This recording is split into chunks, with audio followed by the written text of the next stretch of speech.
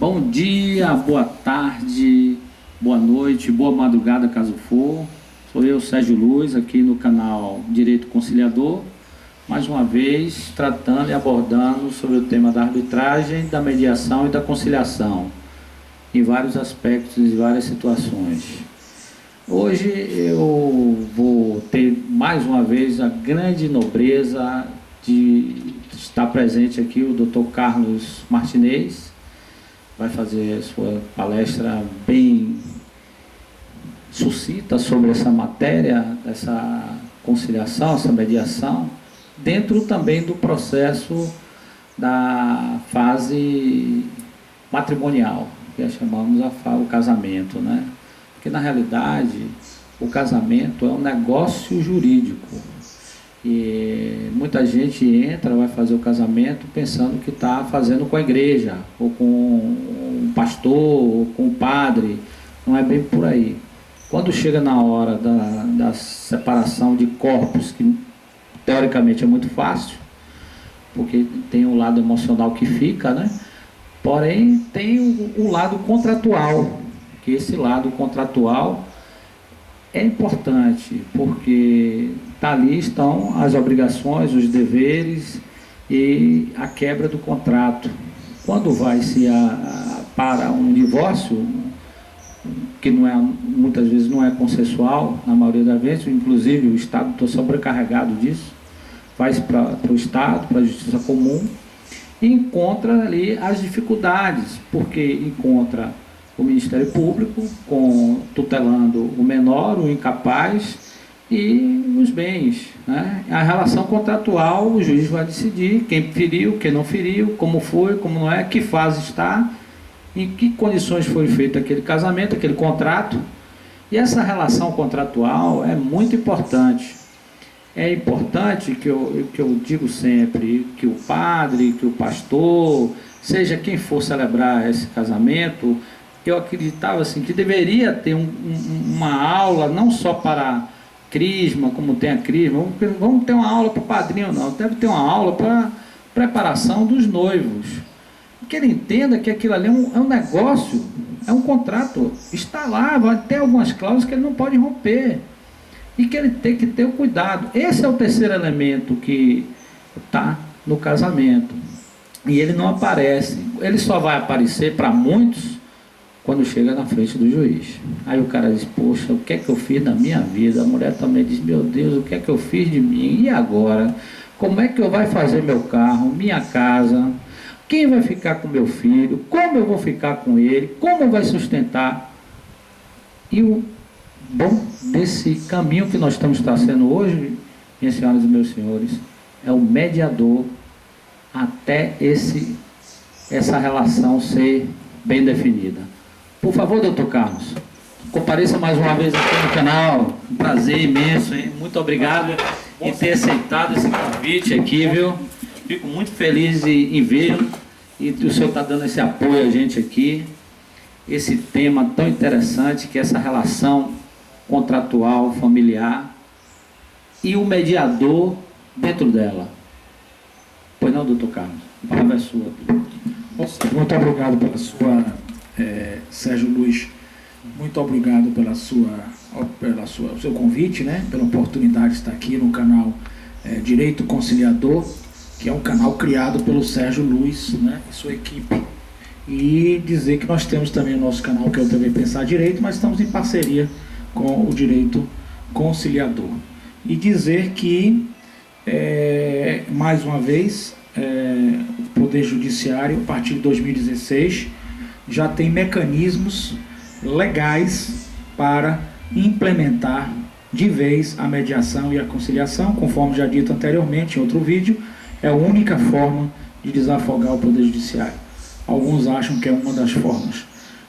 Então, o Conselho Nacional de Justiça, pela sua resolução número 125 de 2010, o novo Código de Processo Civil, pela Lei 13.105 de 2015, e a mediação de conflitos pela Lei 13.140 de 2015. Então são leis, as duas últimas citadas aqui são leis infraconstitucionais, leis federais, que dão total respaldo para a resolução número 125/2010 do Conselho Nacional de Justiça.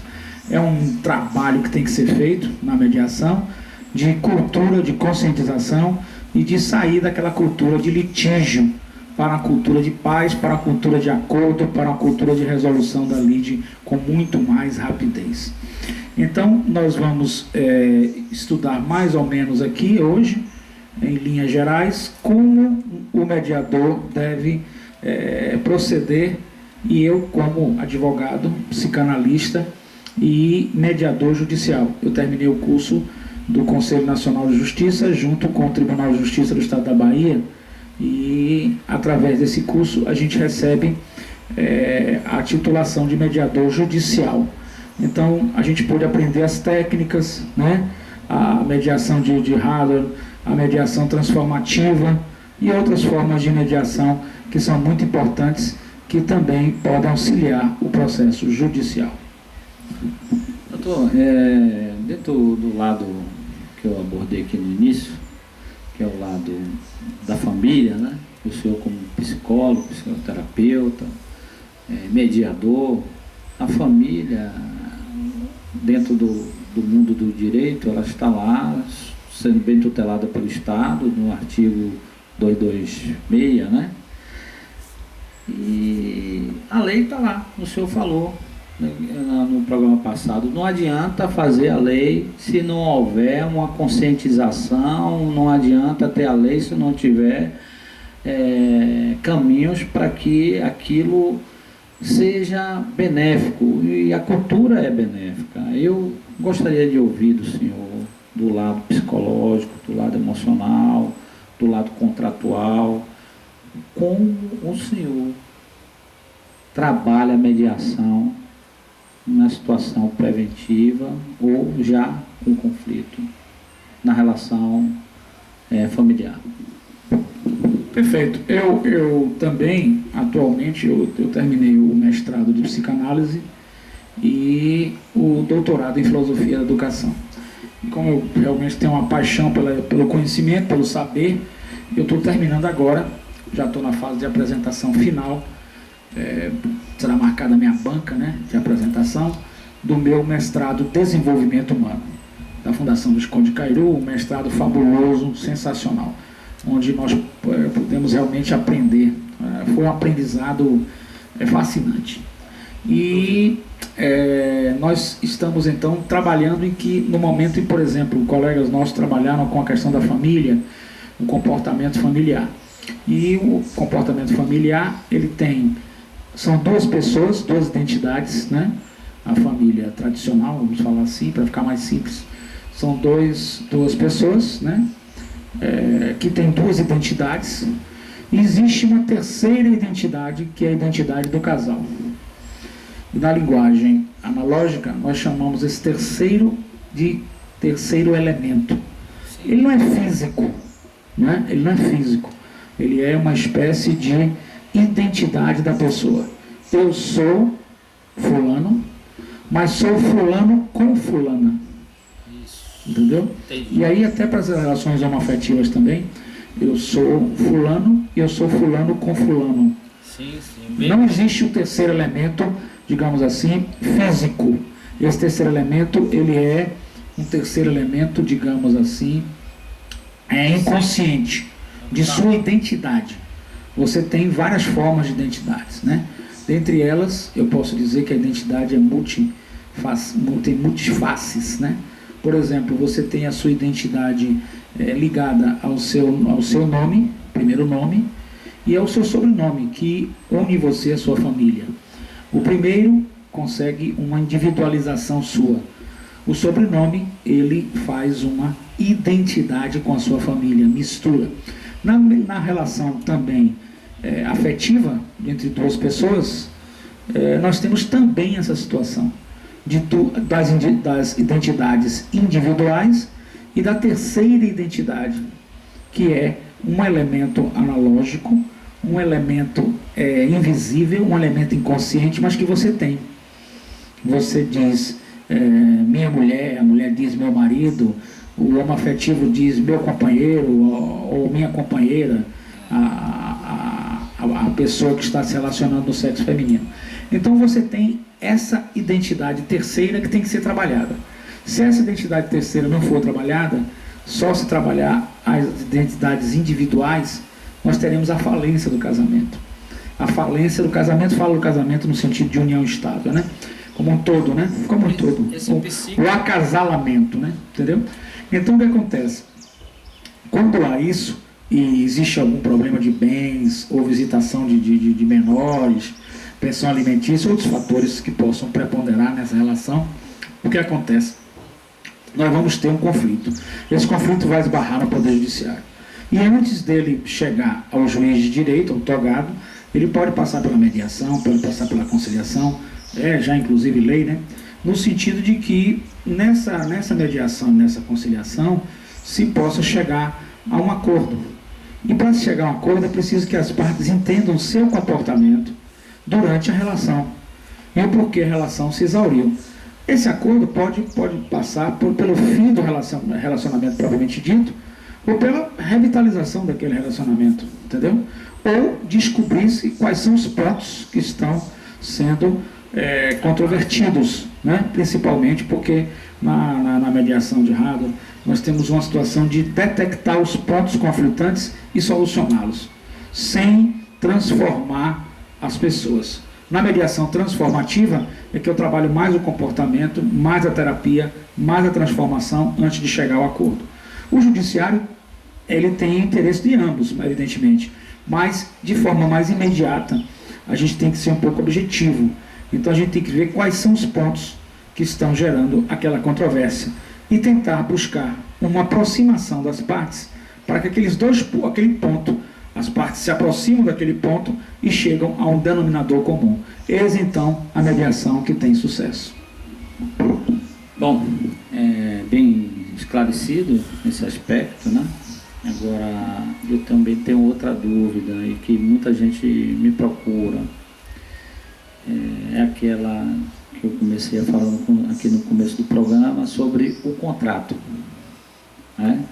Muitas vezes a pessoa assina, né, o casamento, ali está pensando que está assinando com a igreja. Ele não tem consciência daquela parte contratual. E quando o problema saiu dessa esfera de conciliação, de mediação, doutor, e foi para lá, e os dois viram, pensou, meu Deus, o meu patrimônio, meu Deus, o meu salário, meu Deus, e meus filhos, como é que vai ser? Nessa hora, a dor vem mais forte. Ali ainda tem chance de fazer uma mediação, doutor? Lógico que sim. Desde quando você tenha um ponto ou vários pontos controvertidos ou em disputa, você pode trabalhar nesses pontos para aproximar as partes a uma resolução chamada resolução apropriada de disputas. É chamada RAD, Resolução Apropriada de Disputa. Assim é denominada pelo Conselho Nacional de Justiça. Então você pode aproximar as duas partes para que elas possam chegar a um consenso com referência àquele ponto ou aqueles pontos que elas estão em disputa, que são os pontos controvertidos. Quando você fala da relação contratual na relação de família, a relação de família traz deveres e direitos, né? A partir do momento que você constitui um casamento, um dos deveres é o dever de dar assistência. O dever, se você tiver filhos, é de alimentá-los. O dever que você tem na relação de acasalamento é, se houver filhos, sejam eles naturais, biológicos, ou sejam eles adotivos, como o caso, por exemplo, de homoafetivos, você passa a ter a responsabilização também de ampará-los, de assisti-los, independente de estarem juntos ou não. Você tem o dever de obrigações matrimoniais com referência à assistência sexual, à assistência afetiva, assistência financeira na doença de um dos cônjuges, de um dos companheiros. Enfim, você tem todo o dever assistencial por aí. E você tem o dever de fidelidade, né? Evidentemente que a critério do casal, o Estado não vai interferir nisso, mas você tem esse dever. Então todos esses são os deveres. E você tem também os direitos, né? Você tem o direito de ser alimentado, né? Em caso de uma necessidade, evidentemente, né? Um outro lado como o outro. Mas esses deveres são, digamos assim, são extremamente focados no bem-estar das pessoas. E quando se fala em menores, na assistência que se tem que dar aos menores, porque eles são incapazes de se sustentarem, incapazes de viver por si só a vida civil, por isso mesmo que são incapazes. Então, a partir disso tudo, e a compreensão das pessoas quanto a seus direitos e quanto às suas obrigações, seus deveres, numa lide, numa briga, numa disputa, quando se chegar a um foco de quais são os pontos controversos, os pontos controvertidos, os pontos de disputa, você pode sentar na mesa, aproximar essa função do mediador, ele aproxima as partes para que elas cheguem a uma resolução de conflitos e que possa pôr fim àquela lide. A mediação ela pode ser extrajudicial, ela pode ser no seu gabinete, no seu escritório, o senhor e a senhora que está nos ouvindo, que é advogado, ou ela pode ser judicial. E a justiça já está criando os centros, né, judiciários de solução de conflitos. Então, esses centros serão responsáveis por resolver os conflitos e solucioná-los, evidentemente, dando celeridade processual. Na mediação, a necessidade da homologação. Então, feito o termo de mediação, de mediação aceita pelas partes, de livre e espontânea vontade, esse termo ele vai para o Poder Judiciário, onde teremos a homologação por parte do promotor, no caso se houver menores, e do próprio juiz de direito. Enfim, nós teremos então finalizado a disputa, a lide, e menos um processo para abarrotar o Poder Judiciário. E o ideal é que as partes tenham feito de livre e espontânea vontade, posto que, em tese, o cumprimento dessas decisões feitas de livre e espontânea vontade serão naturalmente cumpridas pelas próprias partes, evitando depois um processo de execução ou outros processos que possam advir deste acordo. Muito obrigado, doutor. Agora, eu tenho duas questões. Dentro dessa relação matrimonial, o terceiro elemento que o senhor falou, que é aquele eu, né? O contrato que eu falei, o senhor definiu ele bem também. Agora, tem outra pessoa que, quando o casal já tem um determinado caminho, né? Às vezes nem tem esse caminho todo, logo no começo vem um incapaz que é um velho, uma pessoa doente, ou um irmão, um parente que convive com aquela pessoa. E na hora do desfecho, doutor, como fica essa pessoa que também é incapaz e não é filho? Sim, mas eu não entendi. Ele seria adotado? Não, ele é parente. Ele é um parente? Vive naquela casa. Vive naquela casa, mas ele não é filho adotivo do casal? Não. Nem é filho natural, biológico. É um parente. E o casal sustenta ele? Exatamente. O casal sustenta ele. Então está numa posição aí meio delicada, né? Porque ele não foi adotado de direito, mas de fato sim, né? Aí eu entendo que bom senso recomenda que o casal, entendimento meu pessoal, continue dando assistência a ele, já que já vem dando assistência, né? É interessante esse ponto. Isso. Agora, doutor, Essa minha preocupação é que eu vejo muita gente me perguntando sobre isso, né? Eu também tenho essa posição. Mas existem algumas pessoas que eu sempre falo isso. Olha, o ego não leva ninguém a nada. O orgulho não leva ninguém a nada. A soberbia não leva ninguém a nada. A principal razão do sucesso é a humildade. Outra grande razão do sucesso é a sabedoria. Só que nessa hora, o sentimento flora e um lado A e o lado B sabe que tem que contribuir para aquela pessoa continuar viva. O juizado, o juiz, ele encara isso como? Bom, a questão é o seguinte, olha, a questão da prestação alimentícia, ela é devida quando você tem um menor sob sua tutela, certo? Então, a tutela jurídica, ela seria um filho biológico, ou um filho adotivo, em tese. Mas no judiciário também, eu acho que o juiz togado, e tanto o juiz como mediador, conciliador, logo seja árbitro, juiz arbitral, quem quer que seja, esteja resolvendo questões nessa esfera, embora a arbitragem tenha direitos patrimoniais disponíveis, o que difere da mediação, porque ela fala em direitos patrimoniais disponíveis, transacionáveis, né?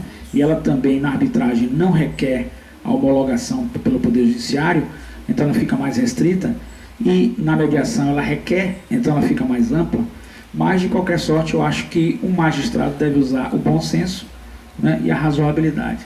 Neste caso, usando o bom senso e usando a razoabilidade, acredito que o magistrado irá, numa sentença, poderá, né, nada o impede, já que o menor está sob tutela do casal, de forma não regular, de forma irregular, ele poderá dar uma forma de assistência ao menor. Evidentemente que, se for num acordo, numa mediação, se for idoso também, numa mediação, poderá se chegar a um acordo tranquilamente contra esse ponto controverso de que o casal poderá dar assistência àquele menor de forma irregular. Tenho certeza que não há nenhuma dificuldade para a homologação desse termo de acordo. Não, mais um dado aí esclarecendo, né? Que nosso canal, que é o Direito Conciliador, como nós falamos nos programas nossos, o Direito Conciliador ele nasceu com o objetivo de conscientizar as pessoas de um modo de vida que não chegue, que não venha a se precisar de um combate no judiciário. O combate no judiciário, ele castiga o ser humano, ele é muito, muito sofredor, a pessoa dorme com problema, fica ali. Então promova sempre, procure também quem pode lhe ajudar, um juiz arbitral, um conciliador, um mediador, seu próprio advogado, fale com ele, porque isso é uma técnica, né, doutor? Isso é uma técnica, existem vários caminhos para poder se obter êxito nesse uso dessa técnica. O doutor Carlos Martinez sabe disso, ele foi um homem preparado para isso. Eu também sei disso, não tanto como nobre aqui, que cada dia eu aprendo muito com ele. Então a gente vê que muitos advogados eles não querem usar essa técnica, porque às vezes não dá um efeito de primeira, né, doutor? Não, pelo contrário. Eu acho que a técnica de mediação ela deve ser usada pelos advogados, porque ela dá efeito de primeira. O que não dá efeito de primeira é ajuizar uma ação na justiça, né? Muito bem. Não dá efeito de primeira, não.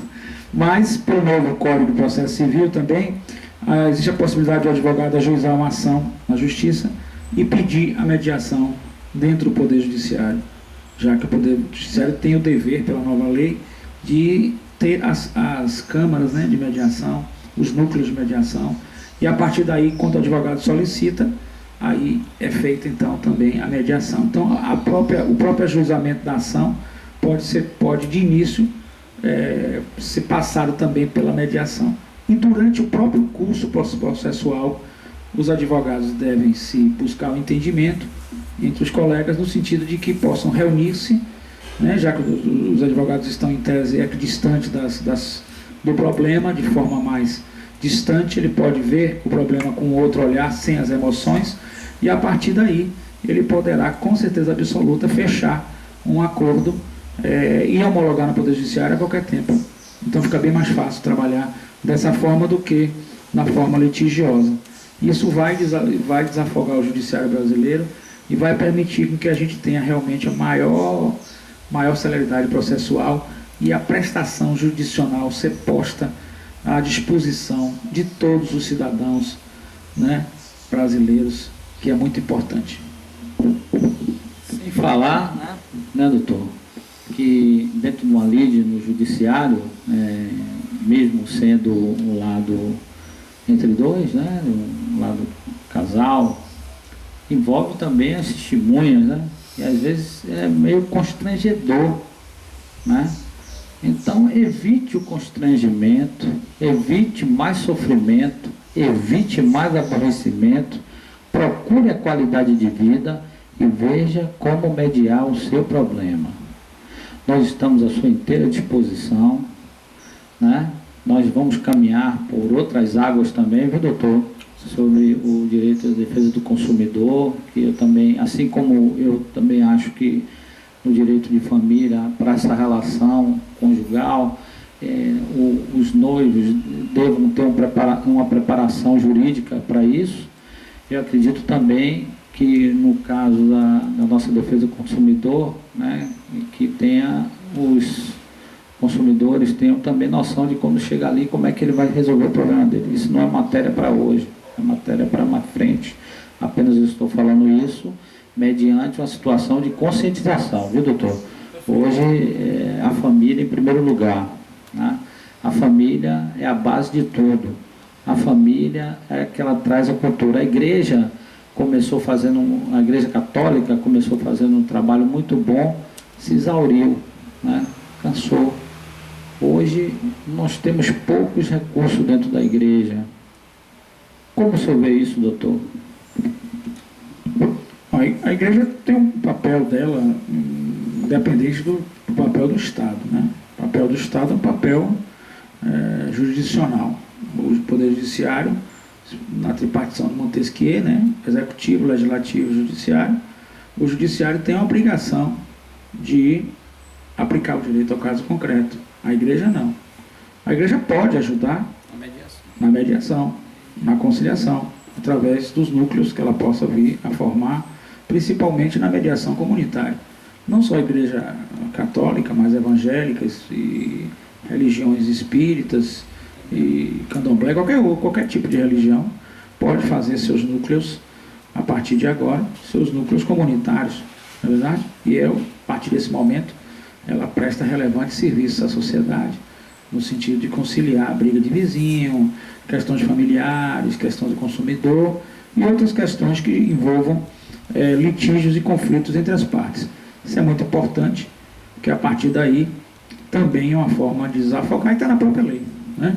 Aí nós temos o campo da chamada resolução apropriada de disputas, os RADs, e esses RADs podem ser resolvidos. Esses centros judiciários de solução de conflitos, eles com certeza na nova legislação, e o Tribunal de Justiça, não só da Bahia, mas todos os tribunais, junto com o Conselho Nacional de Justiça, estão inteiramente abertos para esse tipo de trabalho que as pessoas, as entidades queiram fazer. Eu tenho certeza que isso é algo que é bem visto por todos na sociedade, né?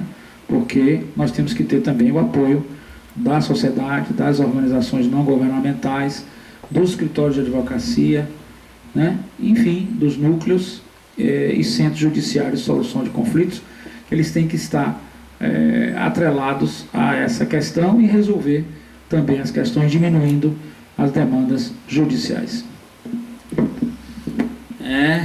Estamos avançando, porque todo o percurso a título de melhorar a qualidade de vida.